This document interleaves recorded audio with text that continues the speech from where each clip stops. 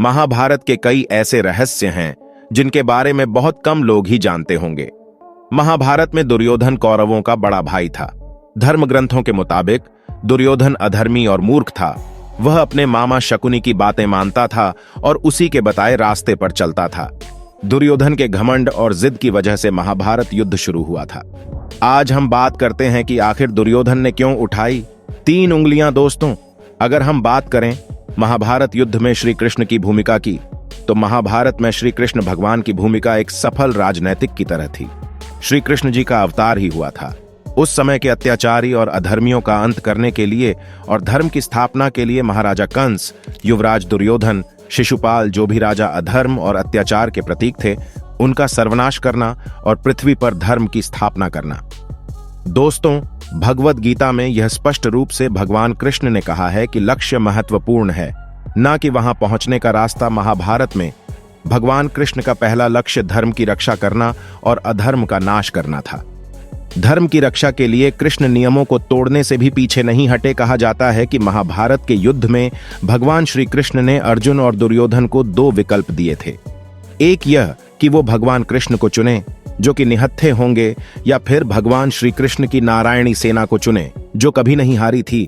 दुर्योधन ने नारायणी सेना को चुना और अर्जुन ने स्वयं भगवान कृष्ण को। अब ऐसे में सवाल उठता है कि भगवान श्री कृष्ण तो निहत्थे लड़ने वाले थे, तो फिर आखिर वो कौन योद्धा था जिसने स्वयं भगवान कृष्ण पर 12 तीर चलाए थे, यानी 12 घातक बाण छोड़े थे?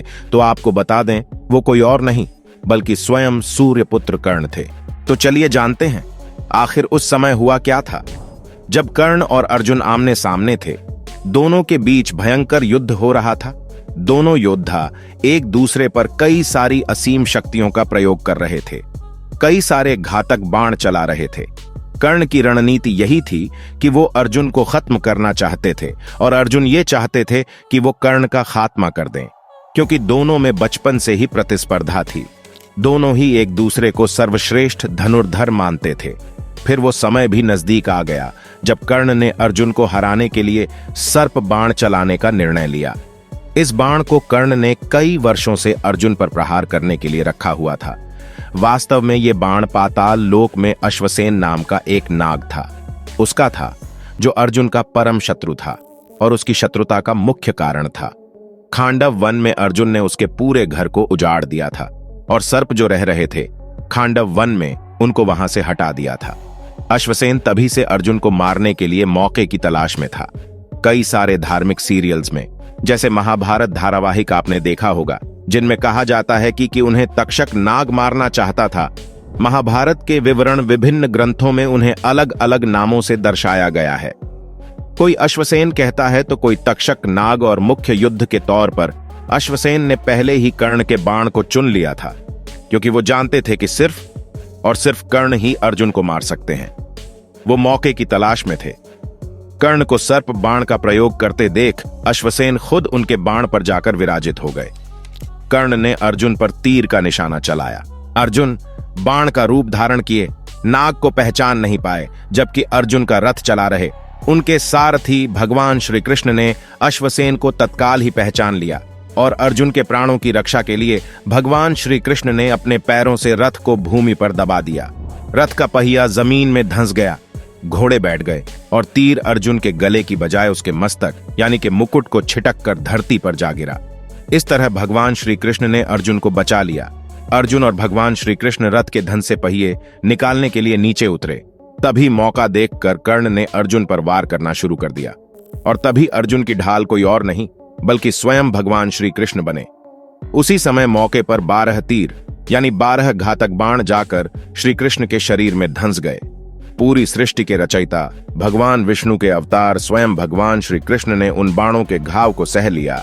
तब भगवान ने अर्जुन को अश्वसेन के बारे में बताया। अर्जुन ने 6 तीरों की सहायता से अश्वसेन के टुकड़े टुकड़े कर दिए और इस तरह भगवान श्री कृष्ण ने स्वयं पीड़ा सहते हुए परम प्रिय अर्जुन को बचा लिया। सिर्फ इसी वजह से कर्ण के 12 बाण स्वयं भगवान कृष्ण ने खाए थे। दोस्तों, दुर्योधन बस कुछ ही समय में दम तोड़ने ही वाला था, लेकिन भूमि पर गिरे हुए उसने कृष्ण को अपनी ओर आते हुए देखा और बार बार अपने हाथ की 3 उंगलियों को उठाकर कुछ बताने का प्रयास किया। पीड़ा के कारण उसके मुंह से आवाज धीमी धीमी निकल रही थी। ऐसे में श्री कृष्ण उसके पास गए और कहने लगे, क्या तुम कुछ कहना चाहते हो?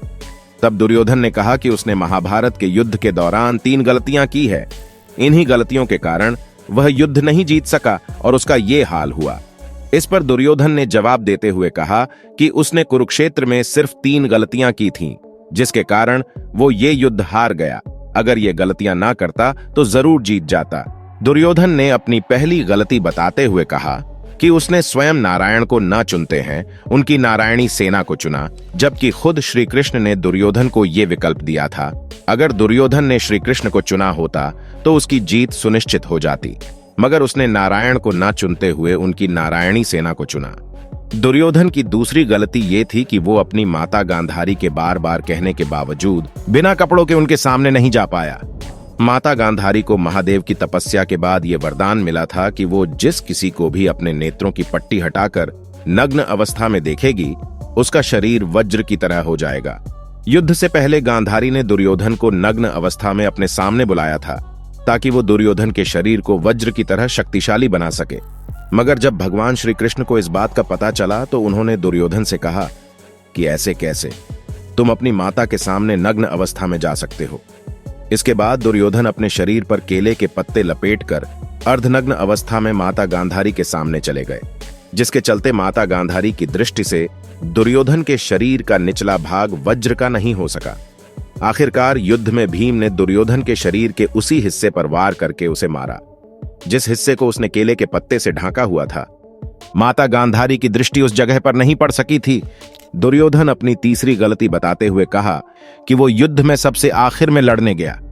अगर वो पहले ही जाता तो कई बातों को समझ पाता और शायद उसके मित्रों और भाइयों की जान बच जाती। मरने से पहले इंसान को हर अच्छी और बुरी बातों का और अपनी गलतियों का एहसास होता है। ऐसा ही एहसास कुरुक्षेत्र के युद्ध में अपने आखिरी समय में दुर्योधन को हुआ। मरने से पहले श्री कृष्ण उनके सामने थे और दुर्योधन ने अपनी 3 उंगली दिखाते हुए उनकी ओर इशारा किया और अपनी गलतियों की व्याख्या की। भगवान श्री कृष्ण ने विनम्रता से दुर्योधन की ये सारी बातें सुनी और फिर उन्होंने उससे कहा, तुम्हारी हार का मुख्य कारण तुम्हारा अधर्मी व्यवहार और अपनी ही कुलवधू का वस्त्र हरण करवाना था। तुमने स्वयं तो अपने कार्यों से अपना भाग लिखा है।